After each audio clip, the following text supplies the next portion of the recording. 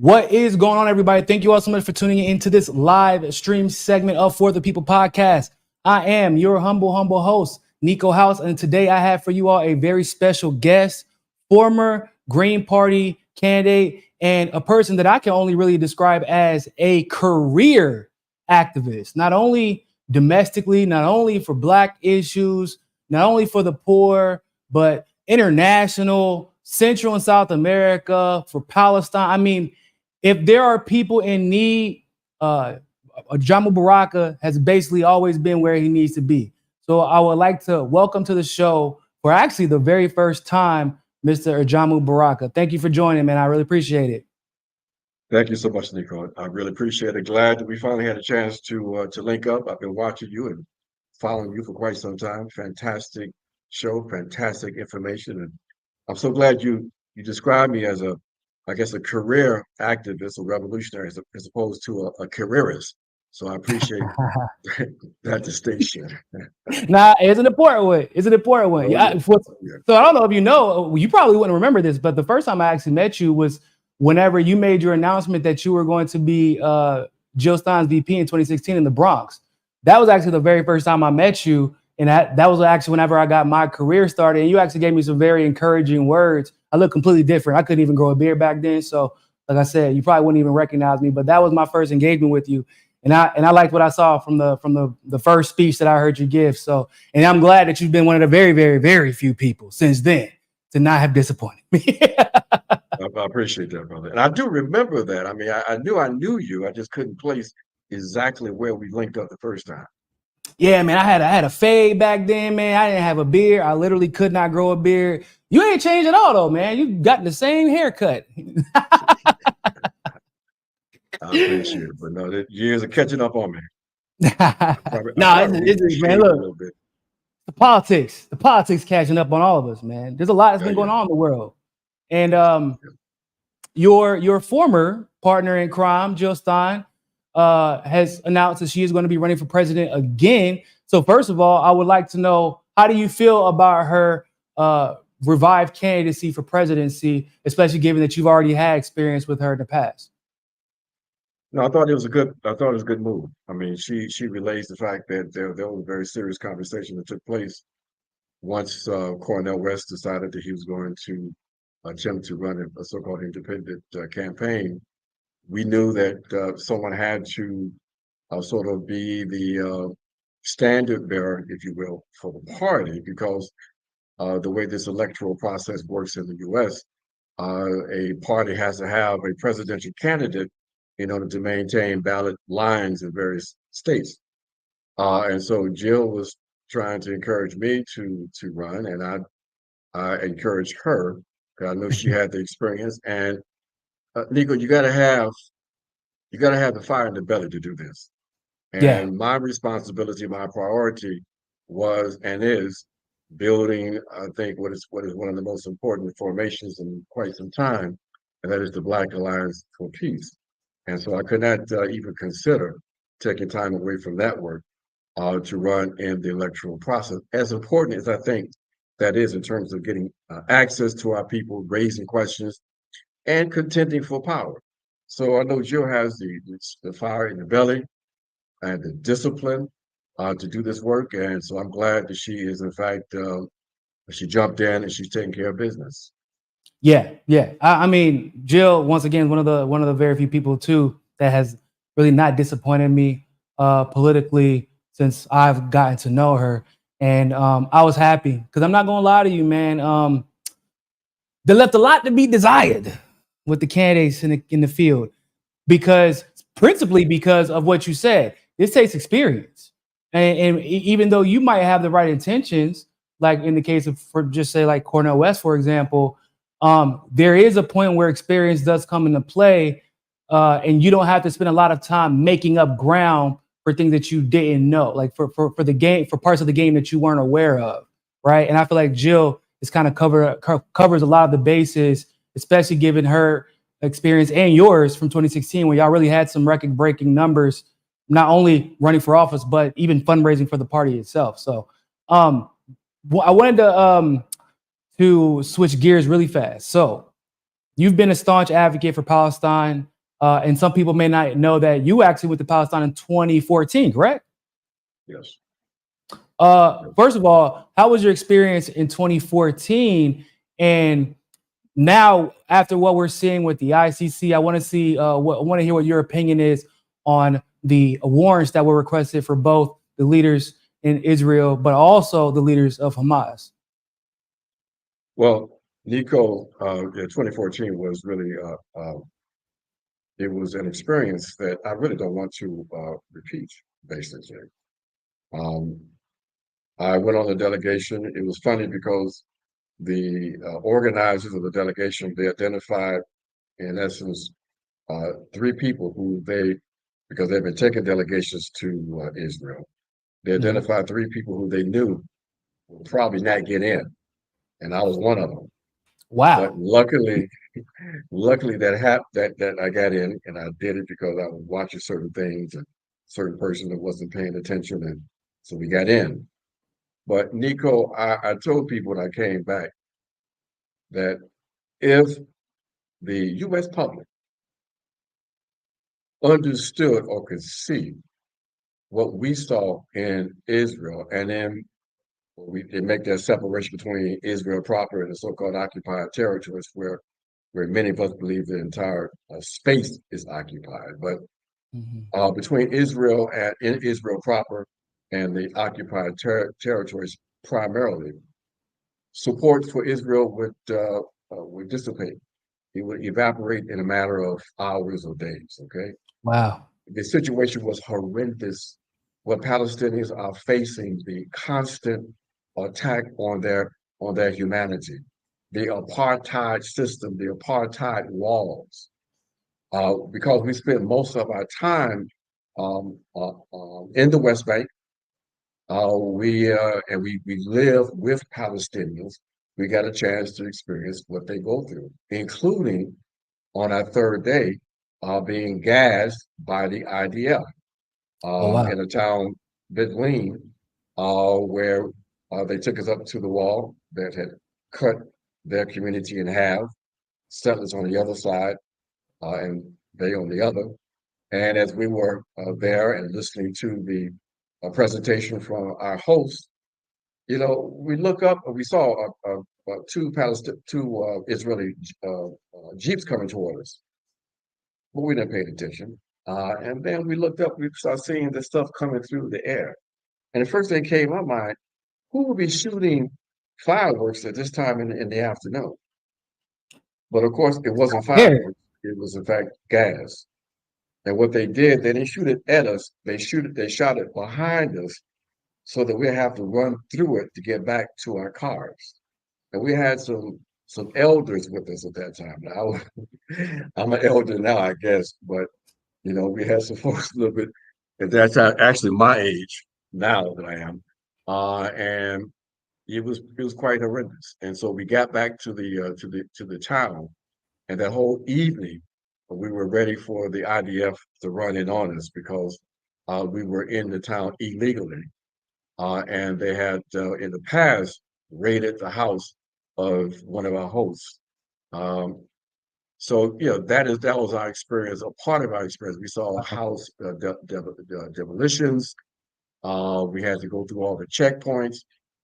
It was absolutely horrendous. And so what happened today, comrade, with this live stream genocide in Gaza, is for the first time people are seeing some of what we saw in terms of the kind of conditions that Palestinians face. But they saw, more importantly, the kind of attitudes and the values of their occupiers, the absolute disregard for human life, absolute disregard for the humanity of Palestinians. And that's what we saw on that trip in places like Hebron, or where the settlers constantly terrorized the local community, because the objective is to make life so unbearable that hopefully the people will leave. But the resistance part is not to leave. Palestinians are absolutely committed to maintaining their physical presence on the land. They understand that for a settler colonial project, the most valuable element right now for them, because they don't really need or no longer dependent on Palestinian labor, is the land. And so they're going to maintain their place on that land. You know, it's That's the issue we see. That's the issue we see in Gaza also, because we know that the objective is ethnic cleansing, but the Palestinians are still saying we ain't going anywhere. Yeah, it's important for you to mention too. Not only are people witnessing the experience that the Palestinians are having, but something that has actually been pretty well hidden, which is what you could call it apathy, but really just the terrorism and the attitude towards the terrorism from the Israelis that they've actually been able to kind of hide because they've used proxy politicians in the United States to advocate for them, AIPAC to advocate for them, propaganda really from all the Western powers to advocate for them. So they haven't really been put in front of a camera every single day and been forced to explain their actions like they have recently. And so for the first time, not only do you have the suffering that's being put on display of the Palestinian people, but we have to juxtapose that now also with the pure apathy and really psychopathic nature of the way it's being handled by not only Israeli leaders, but unfortunately by the people of Israel who are cheering it on. Yeah, and because they have lost the narrative, and you see this irrational psychopathic response that they tried all the tricks in the book. They came out with the whole what I call the anti-Semitic hustle, Mm-hmm. trying to conflate a critique of apartheid and the Israeli state with being anti-Jewish. That wasn't catching on. So then they elevated the. In fact, what they were trying to push was a justification for the brutality in Gaza with these horrendous, lurid stories about what the Palestinians did on October the 7th. Yeah, the And story that evolves literally every day. I mean, there's a new part added to the story every single day. every single day. And the Palestinian story didn't start on October the 7th. The relationship between Mm-hmm. Palestinians and the Israeli settler colonial state didn't begin on October the 7th. We're talking about 76 years of occupation, 76 years of brutality, degradation, and dehumanization, with thousands of Palestinians in the diaspora and thousands, tens of thousands living still today in refugee camps, camps that are under literal attack from the occupying forces. So this is the fact that people are more aware of this, has caused the Israeli authorities and, in fact, U.S. authorities almost lose their minds. And that's why they have now retreated back to using repression. They lost the narrative. So now what they're going to do is they're going to viciously attack our students, their sons and daughters, on these campuses who are raising issues, who are in opposition to genocide. These are not pro-Palestinian events, activities. These are anti-genocidal struggles. Yeah. And so engaging in peaceful protest, what do? They put the domestic army on these people that we call the police. And that shows you how desperate they are and dangerous. And cheer for violence, by the way. Governor Abbott was in Texas, was literally cheering for violence. I mean, they tried to demonize every single protest during George Floyd, regardless of whether or not it was actually violent. But they claimed as if the violence was the problem, and if everything was peaceful, then they would respect their First Amendment right to protest. Well, these students were actually just engaging in peaceful protesting, and simply because of the cause that they were protesting for, all of a sudden, the First Amendment was no longer important to these constitutional conservatives. Exactly. And Governor Abbott, of course, his concern about so-called violence did not prevent him from giving a government pardon to an individual convicted of the murder of a Black Lives Matter activist. So Mm-hmm. this is where their values are. When they talk about protecting Western values, upholding Western values, be it in Gaza or Ukraine or whatever, they're serious about that. And the values of a settler colonial project is one in which the dehumanization of the indigenous people is a fact, and Mhm. therefore they become killable. And that is exactly what we are seeing in Gaza, and that's what we've seen over the last 76 years in occupied Palestine. And now that people are aware of this, Niko, before October the 7th, you couldn't find two activists who could give you a comprehensive, let alone a correct interpretation of Zionism. Yeah. But that has changed today. People understand now the Zionist doctrine and its inherent contradictions, is anti human elements to it, and is justification for one of the most vicious settler colonial projects in all of the colonial history. Yeah. It's expansionism that everybody seems to conveniently forget about, which is part of the reason why you see other countries kind of getting involved and starting to look a little bit. They're looking at Israel with the side eye, like, hold on, well, y'all didn't talk. I mean, they've been treating Palestinians brutally, but now they're at a point where they seem like they're trying to actually expand. And that has actually always been part of the Zionist doctrine, although it's one that doesn't really get focused on that much because maybe people didn't believe the possibility was actually there. Well, they're trying to make it viable at this moment, in my opinion. And what we're seeing from most Western leaders is that because of whatever reason, maybe it's because of whoever's on the Epstein list, they're just kind of letting it happen. But we just saw recently the ICC decided to issue warrants not only for Netanyahu, but for political leaders in Israel. But they also issued warrants, or at least applied to issue warrants for the leaders of Hamas as well. What do you make of that? Well, I think that that was a move that was made by the ICC. They didn't want to make it, but because the situation in Gaza was so egregious, they understood that their credibility was on the line, and Mm, therefore they were basically forced to make this move. And of course, they had to equalize it, if you will, by including the some of the leadership of Hamas. But people have to understand that this resistance goes beyond Hamas. And we're mhm. going to come back and talk about that. But I think this was a very significant move, and it has demonstrated, it has helped to completely, I think it has closed the door on the ability of the Israeli state to recover. They're never going to have any kind of standing and prestige outside of the West.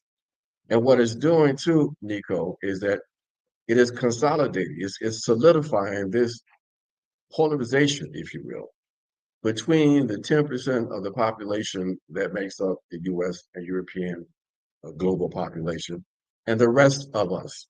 That basically, as a consequence of the real end of white world supremacy, these folks have basically kind of gone mad.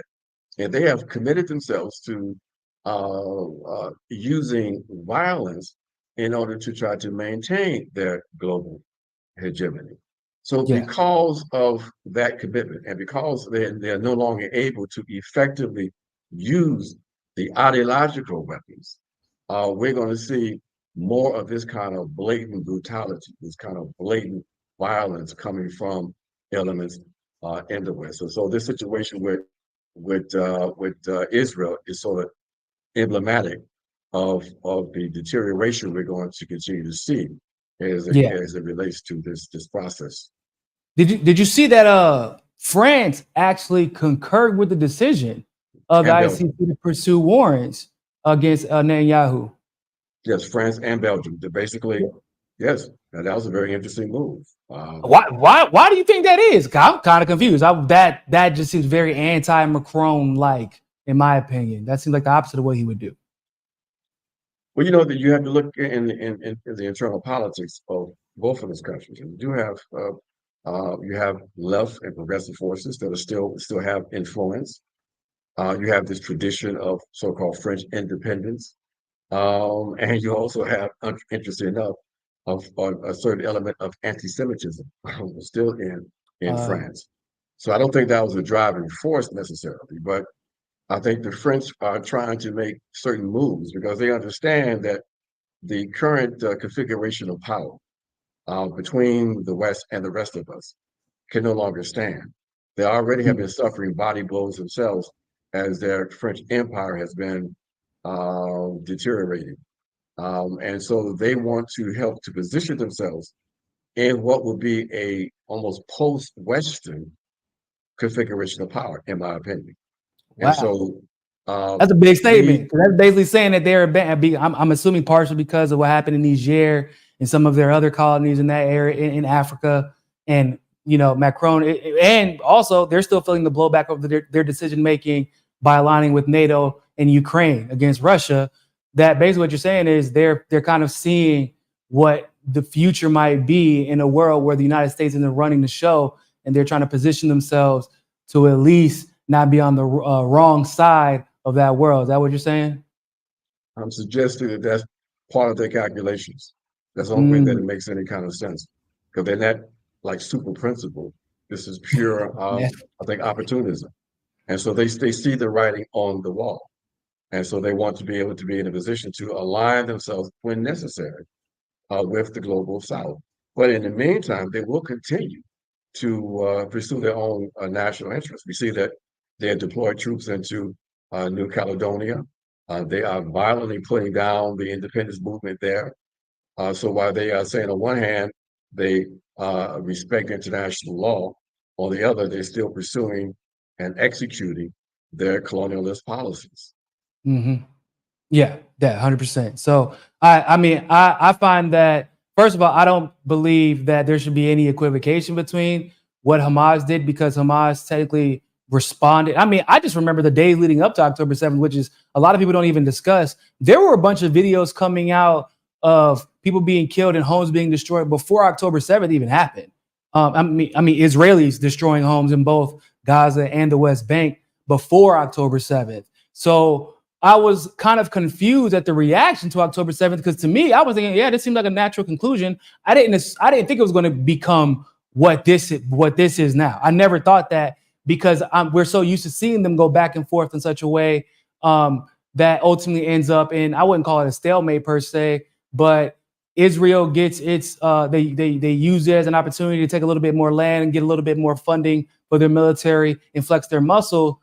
And but it became more than that. And I was a little bit surprised because I'm like, wow, this is a weird reaction. And once you start to find out, well, it looks a little suspect because Israel was warned about it. You know, their Black Hawks were responsible for a lot of the death. Their tanks of the Israeli people, their tanks were responsible for a lot of the deaths of the Israeli people. They were supposedly caught off guard near a military installation that given how much intelligence, you know, we'll call it that Israel has on Hamas, it didn't really make sense for them to be caught off guard. I mean, their overreaction basically seems to be a cover up, which we've seen in the past. This is not new. We've seen an overreaction to circumstances being used as a cover up to basically shadow what their actual intentions were. And in this particular case, I believe that it's obviously about expanding further into Gaza, but I also believe it's about the natural gas that's in Gaza and the fact that they have a contract. There's contracts already for that gas with a lot of Western Europe. And it's ironically, because of the Ukraine-Russia situation. And they're trying to help. There's a lot of money to be made if Gaza was taken at this very moment. Well, that gas you referred to is real, but there's no question in terms of who has absolute control over these resources, and that's the Israeli colonial state. The situation with October the 7th, see what people have come to understand, I think more clear, is the fact that Gaza was in fact an open air concentration camp, a prison, in which the Israelis controlled entry and exit. They control every aspect of life there in terms of fuel and food and water and electric. And so it was, in fact, a prison house, if you will. And so October the 7th, in many ways, was a breakout. Yeah. You might recall, and your listeners and viewers may remember, there were the series of marches that the Gazans engaged in the Great March to the walls to highlight the fact that they were imprisoned. They marched down to the fences that enclosed them with the response from the Israelis, which was murder, shooting Yep. people down, shooting at what do you call it, the emergency personnel. Uh, and so the response was to a peaceful attempt to highlight their imprisonment was extraordinary violence. So October 7th was in fact a breakout, a breakout out of Gaza. Yeah. And We as you said, tried the peaceful way. Like he's like, what do you want us to do at this point? Right? yeah, Like we tried every way possible. And the only reason we've arrived here is because y'all the peace wasn't possible anymore, is basically what y'all showed us. well, basically, and as you said, there was always a certain attempt that the Israeli authorities had, but in particular, this current Israeli government. People be reminded when you hear this phrase from the river to the sea, and they talk about this means the elimination of Jews. That's all BS, and everybody knows that because Mm-hmm. the party that referred to the river to the sea and total hegemony, total control over that space has been the Likud party, the right wing Yeah. party that Netanyahu is heads up as a part of. Okay, so this opportunity, this far right government is in place now in Israel. They saw this attack. Now, whether or not it was intentional or whatever, I let people debate that. I look at the consequences or the results. Because I think what happens is that these enemy forces are able to take advantage of activities, of events, even when they don't plan them. Okay. And Mm-hmm. so what happened was this response on the part of the Israeli state was one in which they were able then to begin to execute their long-awaited plan to completely ethnically cleanse the West Bank and Gaza of Palestinians. People have to be reminded there's horrific situations taking place on the West Bank right now. Yep. Where there is no Are literally Hamas. People need they to are be literally forgetting burning that. down Palestinians' houses and they're killing people, burning down the olive trees with impunity. So this is Yep. the kind of madness we're dealing with. And now Israel has been exposed because for a long time this kind of activity was hidden, in particular hidden to the population in the West. Yes. Yeah, I was exposed to the truth of what was going on in Israel and Palestine. I would say I wasn't necessarily pro-Israel before 2011, 2012. I was just kind of neutral, like, damn, this is crazy type of situation. Like, I don't know who's in the right or who's in the wrong, but this seems like a lot. And I dated a Palestinian, and Mm. she was like, you can't believe anything you see on TV because her family's from Palestine. And I was like, well, they can't be lying about everything. And she was like, Niko, they lie about literally everything else. So why would they lie? Why wouldn't they lie about this? I was like, oh, that's actually a really good point. So then she started showing me the photos from her family and where her family used to live, but they didn't live there anymore because their home was destroyed. They ended up being forced to move to Jordan. And although that side of the family got out, the majority of her family was still stuck in Gaza or in parts of Palestine. And she has entire members of her family that she remembers, but she basically has had little to no contact with back then. Now social media has become a little bit more available, so she's had contact since. But yeah, like I wouldn't have ever known, and it's because it's one, YouTube actually back then especially did a great job of shadowing all pro-Palestine content. If you're exposing Israel, they were shutting you down. Then there were not enough people who had the personal experience to speak on what was happening. And then once people like yourself started actually making those trips into Palestine and coming back, there were a lot of people that were pro-Palestine. They came back way more revolutionized. There are a lot of people that I know that were neutral before going, just trying to understand what was going on. They came back pissed. Like, what the hell? I can't believe that this has been allowed to happen and that my tax dollars have been going towards this. And they've hid behind a different excuse every time. Most recently, like you said, they what they're doing in the West Bank, we're seeing. And yet they're still sitting in front of a camera and their defenders are still sitting in front of a camera say, once you release the hostages and once Hamas surrenders, all this will stop. But it won't, because you're literally still doing it in the West Bank as we speak. exactly. With no real protection because you got the PA, but basically they've been collaborating in essence with the Israeli colonial state. And so there's really no protection for Palestinians in the West Bank. And of None. course, there's been some naive discussion on the part of some U.S. officials that say that once you eliminate Hamas, which many people believe can't happen, that one of the entity that may be able to take charge in Gaza will be the PA. Well, that's not going to happen. They have no standing for one. Secondly, the Mhm. Netanyahu government would be opposed to that because the Netanyahu government is opposed to any semblance, any idea of a so-called two-state solution. And so Mhm. to give Hamas, give the PA the nominal responsibility of supposedly governing the West Bank and Gaza, it gives the impression that there's being progress toward an eventual two-state, and they're not having it because basically the Israeli fascists are committed to the elimination of Palestinians and to consolidate a greater Israel. Now, that's going to be impossible because people have to understand the populations are almost equal. There's Yeah. about 7 million Israelis and 7 point million Palestinians. Yeah. So the only way that you can have a greater Israel is an apartheid state, basically, like what they have. Okay, and you can't have apartheid and so-called democracy. This nonsense you see these Westerners engage in, holding up Israel as a democracy. It just reflects their own political and moral bankruptcy. You can't have democracy and apartheid. Yeah. It's impossible. You can't reconcile Hell, those two they not, elements. Israel's not even pretending to be a democracy anymore. The West might be calling them the only democracy in the Middle East, which is a bold-faced lie. But they're like Netanyahu basically said, yeah, we're just gonna keep waging war so I can stay in office.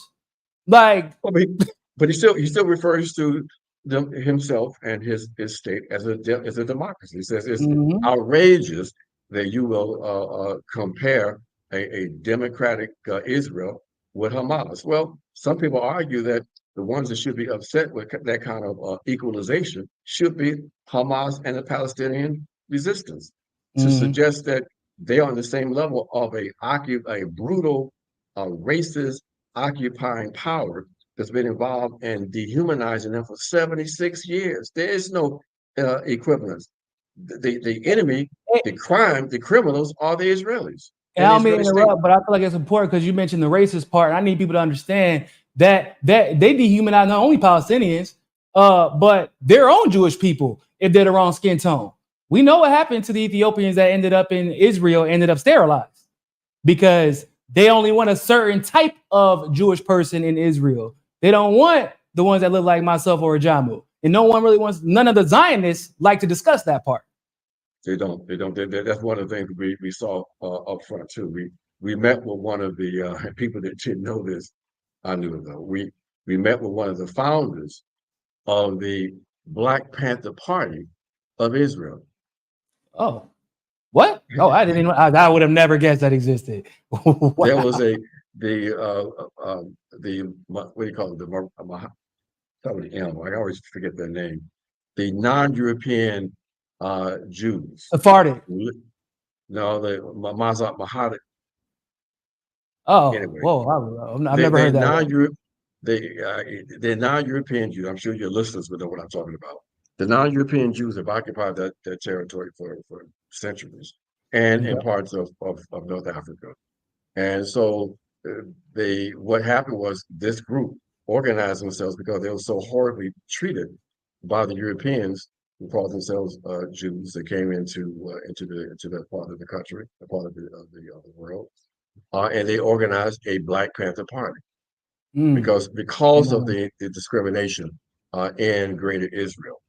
And as you said, the Ethiopians, once they were brought in, discovered the same kind of treatment. The first thing that was really contradictory from the point of view of the Ethiopian Jews was the fact that they had to be sort of reintroduced into the Jewish community by rabbis, these European rabbis in Israel. And they had been uh, practicing Judaism for centuries. Okay. Mm-hmm. And you're supposed to be, you're going to tell us we inauthentic, we have to be authenticated by these Europeans. That was a contradiction. The other thing is happening too.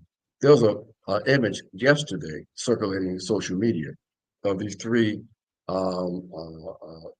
Ethiopian Jews who were in the military, and the caption was, "You can't call this a issue of white supremacy because you have these kind of Jewish people also involved in this activity." And I had to point out to them that, when we were struggling against the apartheid state in South Africa, we had knuckleheads making a very similar argument when they saw that there were Black South African policemen also engaged in atrocities. And therefore, it couldn't be reduced to the fact that this was, in essence, a structure of white power, and that those Black South African policemen were upholding white Yeah. power. Okay. So Mm-hmm. that is an element people don't want to deal with, the white supremacist element of this. Look, if the Palestinians had not been racialized as non-Europeans, does anybody believe that this kind of treatment would be tolerated if this was a European or white population? No. No. Systematic Absolutely not. starvation, bombing, killing.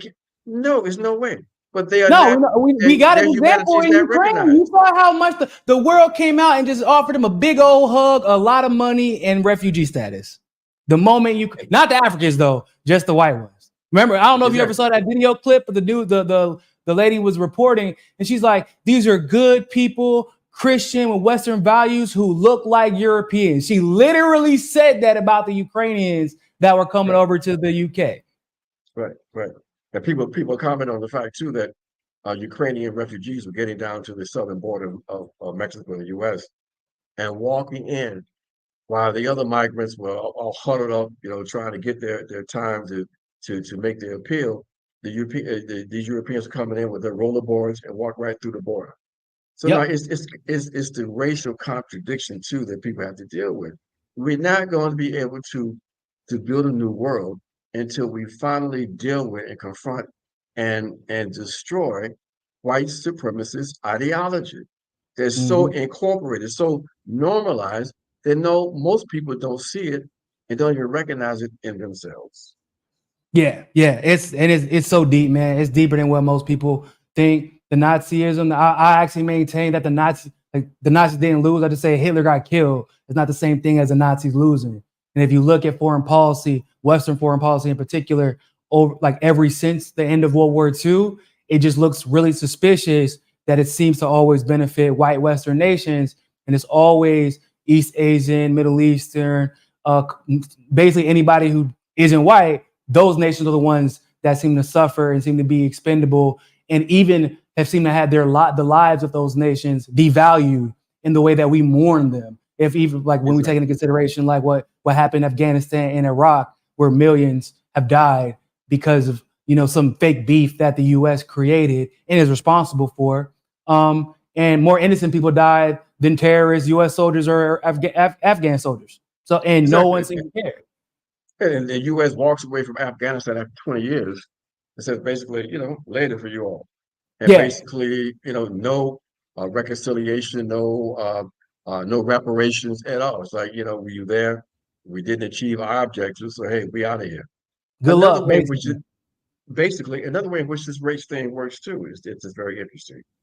Haiti, they set up the whole intervention that's unfolding now in Haiti with the See, same racist tropes.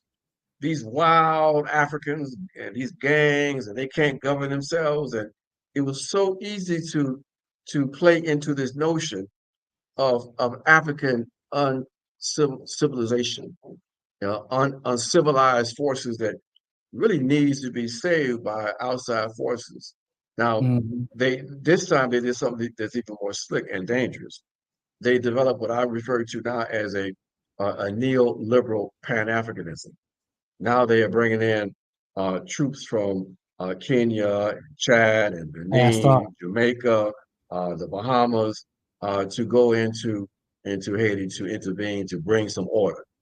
Look, the fact of the matter is this situation is very complicated, and what Haiti really needs is for everybody to get the hell out and allow for them to, through their own means, to come to a solution to their challenges. The problem they're facing is that which they've already shown to be capable of doing when there's not intervention from foreign powers. The only time they have problems is when the foreign powers are intervening, whether overtly or covertly, like what we've seen in the past with the Clinton Foundation, or most recently after the assassination of Morsi.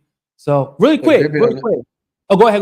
I'll let you finish. I can go a few more minutes, Niko. I know you watched the time. Okay. Yeah. I just want to go ahead. I want to let you finish what you were going to say, and I have one more question for you. Yeah, no problem. Now I'm saying I could go a few more minutes if you want to. Got you. Okay. Yeah. So anyway, let me just say, let me make this last quick point on Haiti. That you're right. That basically people have to understand that Haiti's been under occupation since 2004. Okay, and so we want to make sure people understand that when this force goes into Haiti, again, we're going to have a situation where Black lives, Black blood will eventually run in the streets on both sides, because the Haitians are determined they're going to fight the invasion. Mm-hmm. Yeah. They're going to fight each other, but like you said, they are determined to fight the invasion itself as well.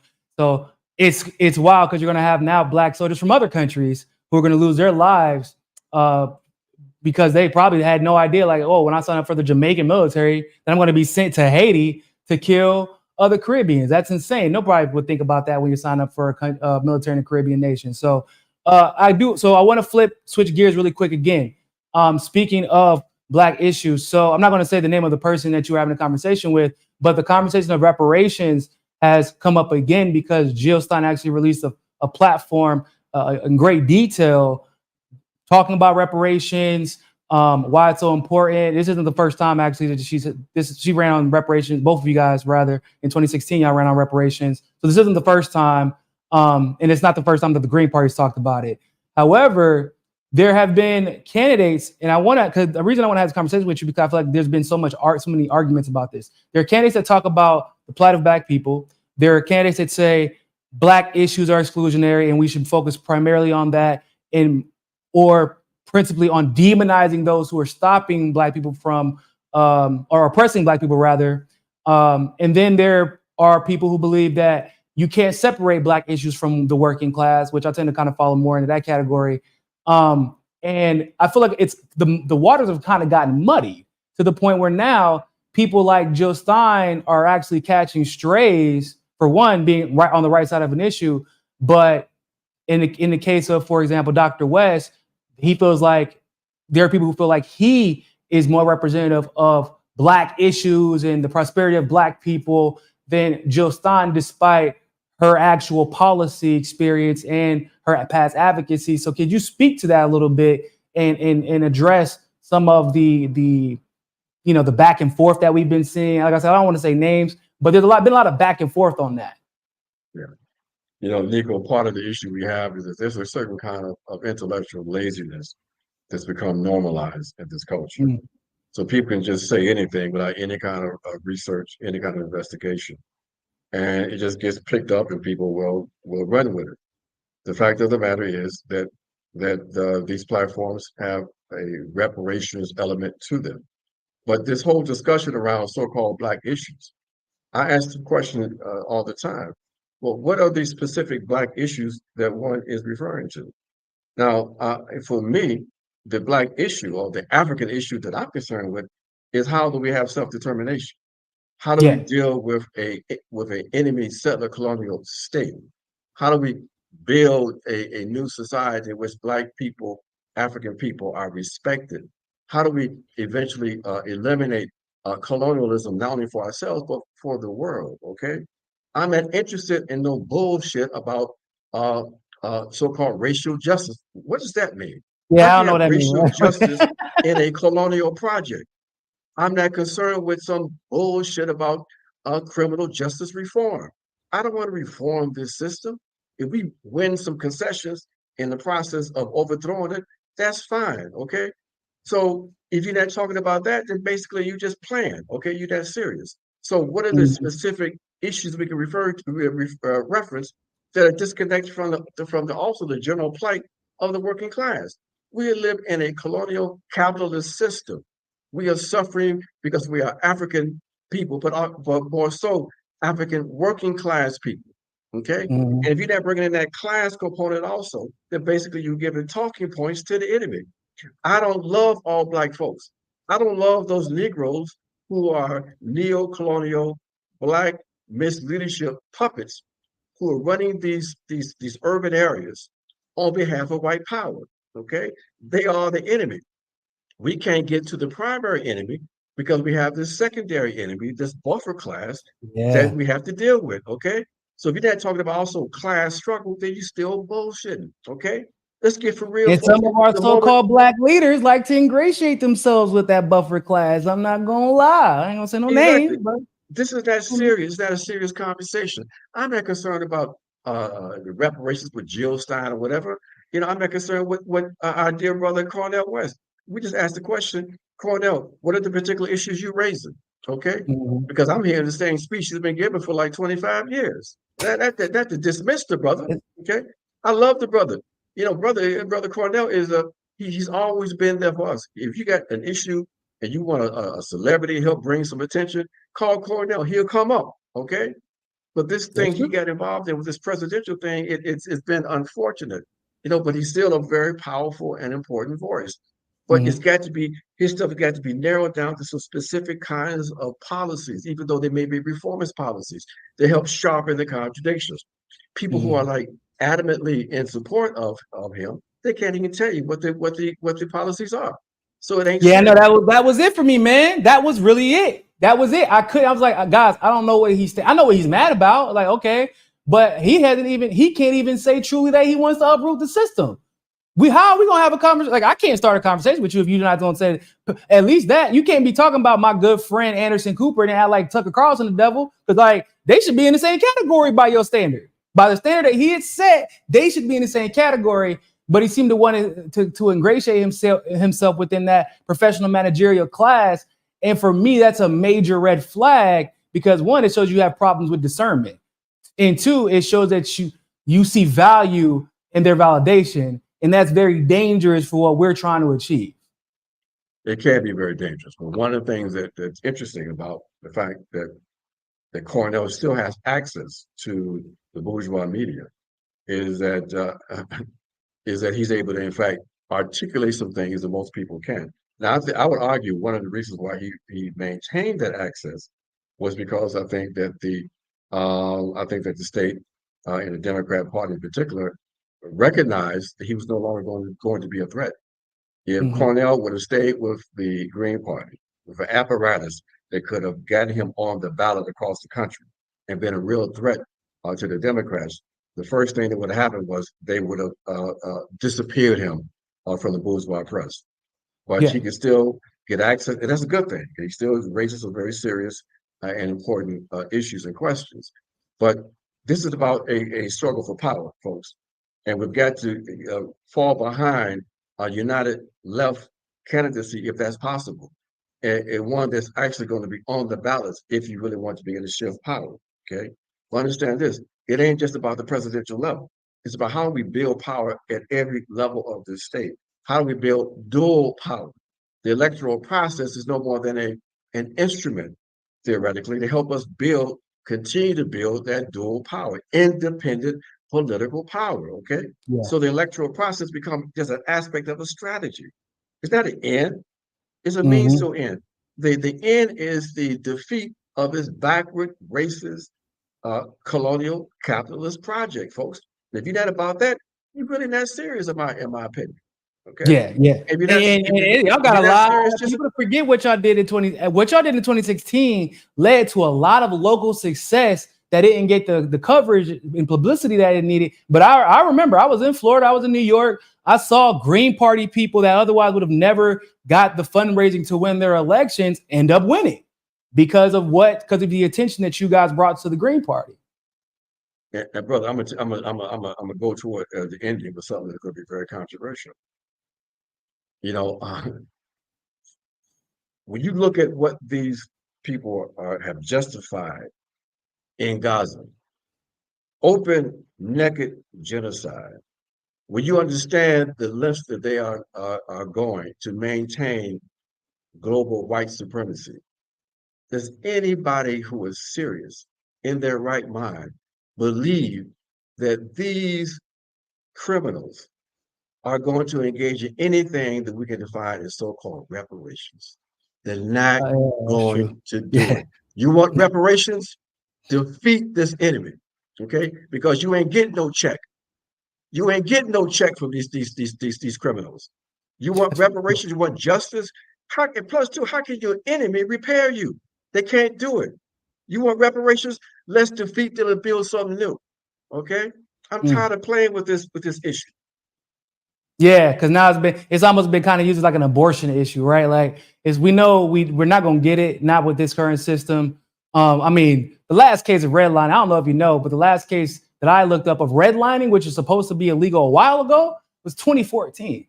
Guys, like that is a Jim Crow era law, and the last case of it was prosecuted in 2014. And so my point is they ain't about to repay y'all for something that they did wrong, because that would require for them to admit that they were wrong. And we still got half the country that is still like, well, man, maybe slavery wasn't all that bad. So while you got a country that's still with that level of thought, you're not gonna get reparations anytime soon. We got to So build power. We got to build power. That's how you get reparations. Build some power. Okay, you can raise the exactly. issue of reparations to push back on them, but don't have any illusions that this system, this state, is going to do anything for us. We got to defeat these people. Or throw on a Star of David and move to Israel. You can throw on a Star of David, move to Israel. You can get some reparations that way. But not us. They don't work the same for us. But everybody else, y'all can get y'all that way. Ajamu, tell everybody where they can find you at, and everybody, if y'all will stay on for a little bit, I gotta actually tell you guys about a story of a young woman that I'm trying to help here in Brazil before we get up out of here. But before, I know you have to go, so let everybody know where they can find you at. Carmen, I really appreciate this. So basically, please follow and the Black Alliance for Peace, blackallianceforpeace.com. We have information that's valuable to all of us who are involved in real struggle. And of course, we're putting out today is the publication of the Black Agenda Report, blackagendareport.com. Check out the Oh, articles. no. You cannot be a serious radical unless you read Black Agenda Report.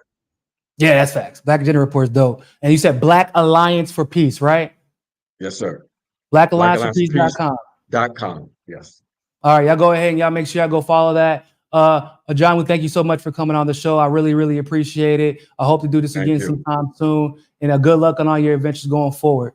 Yes, sir. For everybody else, guys, I wanted to really quick before we get up out of here to show you all or to tell you all about a situation that basically I found out about it because of my son's school. Somebody from my son's school was helping this woman and was like, if anybody can help, we really need to help this woman because she just got here. She has 5 kids. I was like, oh, what's going on?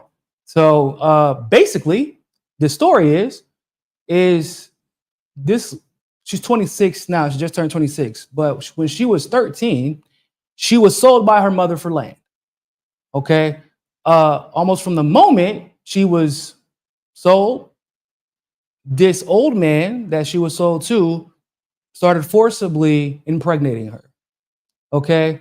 At one point, after the first or the second kid, she actually asked the doctor to try and basically take out her uterus and do a surgery so that she couldn't be pregnant again. When the man found out about it, beat her within an inch of her life.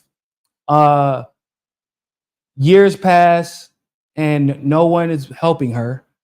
And by the grace of God, she was actually able to escape. She only had really enough money for her and one of her kids, but the guy that was transporting her basically comped her and let her escape the situation, and that's how she ended up here in Rio.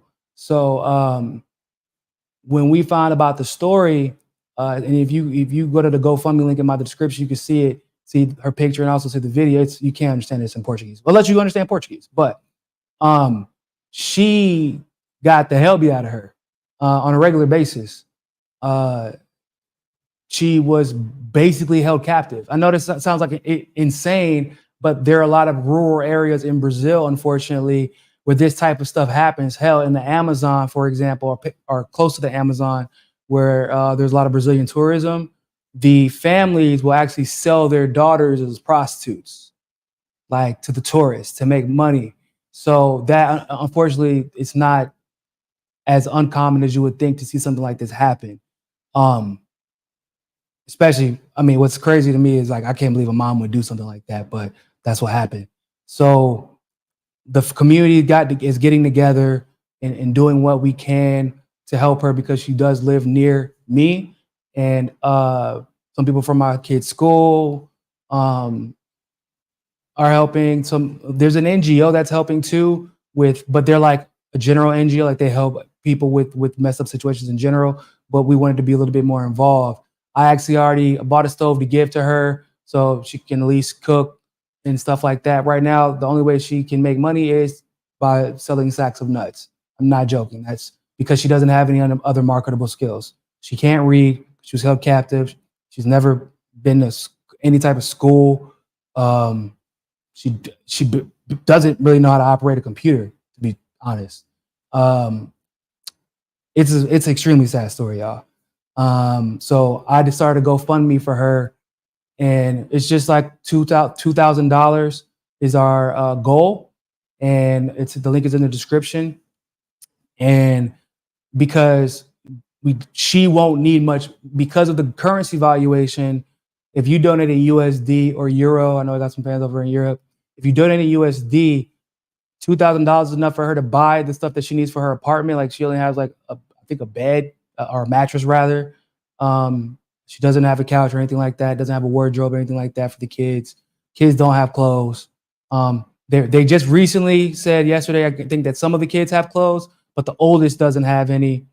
The oldest and like one of the other kids doesn't have any because it's like hard to find. There's the people that donate, they're not donating in that size. So, but basically the kids barely have any clothes. The clothes that they do have are worn down. She doesn't have a refrigerator, like basic necessity stuff. So we're trying to get as much money as possible to get the bare necessities for her to live a life, to help her get food, pay rent, things like that for the next several months while she's in psychology, and kind of getting the skills, literally just the basic skills of interaction so that she can actually reacclimate to a normal society, and hopefully get a job after that and get on her feet and take care of her kids. She does not have any family here. Literally, I mean, I wish I could be like, oh, somebody. What I thought when I was listening to the story, like, oh, well, maybe her mom didn't know any better. Cause I'm like, that's an insane story. I can't imagine something like that happening. So maybe the mom had a change of heart when she found out that this dude's beating the hell out of her. No, the mom actually was like party to the captivity. Basically, she was an accomplice, encouraging her to stay, not allowing her to leave, not assisting her. So she's here by herself with 5 kids that are obviously traumatized. Herself that's traumatized. She's traumatized beyond belief. Literally, like I said, if you look at the video, you can see the marks on her face still. She's going to psychology. She's taking all the necessary steps to improve her life.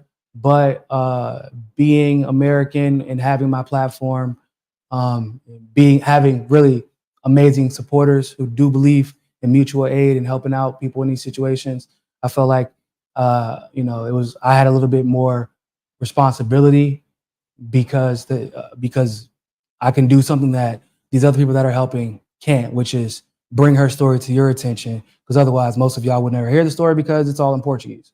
So please, if y'all can, go to that link in the description. When I tell you literally every dollar helps, that is not hyperbole. Because of the currency valuation here, 2,000 will make sure that she has enough cushion for months to take care of her family, to make sure her family has what they need, but also to give her the time and the cushion to get acclimated to a brand new life, and not only just physically, like where she's at, but mentally and emotionally as well, I mean, I'm sure everybody here has been through some type of traumatic experience. And it takes you a while to bounce back. It takes you a while to get your mind right. Imagine getting sold at 13 years old and having somebody just treat you as a baby making slave while beating the hell out you all the time. That I wish it was hyperbole. I wish the story wasn't true, but it's not. And so when she personally reached out to my lovely lady and her friend, my son's, it's a woman who is a mom from my son's school, and they reached out to us to help out. Couldn't refuse, man. Couldn't refuse. So that person should be in jail. They're trying. There are people behind the scenes doing their best, but the thing is, before that process can go forward, there's a matter of making sure that she's protected,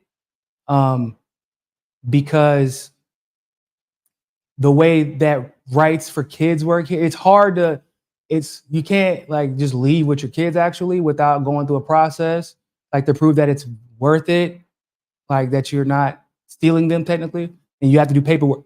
You're technically not even allowed to travel by yourself without this paperwork if you have two parents involved. And so like, if she starts that process, one, it puts her address and everything out there. Then two, he can then start another process to make it look like she stole his kids. So like, it's a big deal. And before he ever ends up in jail, she could end up dead. Y'all get what I'm saying? Like, I wish I was being hyperbolic, but I'm not. This is one of the worst situations I've ever seen in my life. I couldn't believe it. And I'm like asking 30,000 questions because I'm just like, I don't understand. How did her mom not help her? I don't understand how, like, why would the doctor even tell this dude that she's trying to have I guess it would be a hysterectomy or something to that extent. Like, why wouldn't her other family step? Like, I'm confused. But I was also informed, unfortunately, that this situation, it's crazy as it is, it's not a one-off. And selling like in some rural areas, backwoods areas that are very detached from, I mean, these are areas that don't even have internet type areas. Selling your daughter is not like, it's not crazy. Now, as bad as this situation got, that is somewhat uniquely insane, like as bad as it got, but selling their kids into like effectively slavery is actually not all that uncommon. And it's rare that you'll hear about it here, unfortunately, because there's no way for them to contact anybody. Even the video that you'll see, if you go to the link in the GoFundMe, somebody else had to record that record it, because she doesn't she don't have a cell phone. I mean, she has a cell phone now. Somebody got her one, but somebody had to record it for her and post it for her because she has no idea how to use social media. She's never had access to it. Like, it's that bad, and it's unfortunately not that uncommon. So, but as much as I want to help everybody, I can't help everybody, but we can help Gianni, and everybody who donates. I really, really appreciate it. Like I said, we're doing what we can. We already got her a stove. Somebody else that's in the process of getting her kind of like a wardrobe.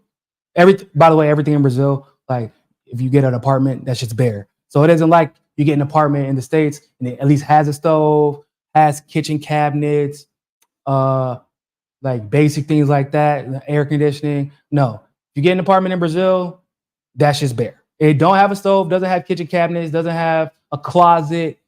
Some do, but that's like higher end luxury places. Hell, you'd be lucky if you got a place to put your stuff in the bathroom when you get there. That's not hyperbole. So when I said we had to start everything from scratch for her, I mean everything, literally down to the place where she gets to put dishes, put her food, cook the food, stuff like that. Thank you all so much. I hope that you all really enjoyed this interview. Sorry that I've been not necessarily MIA, but not as active. Y'all know, boy, my son kicking my ass. Boy, he kicking, wearing me out. Got me going crazy, but newborn. What can I say? But we're trying. I definitely had to get Ajamu on the show though. It was a long time coming.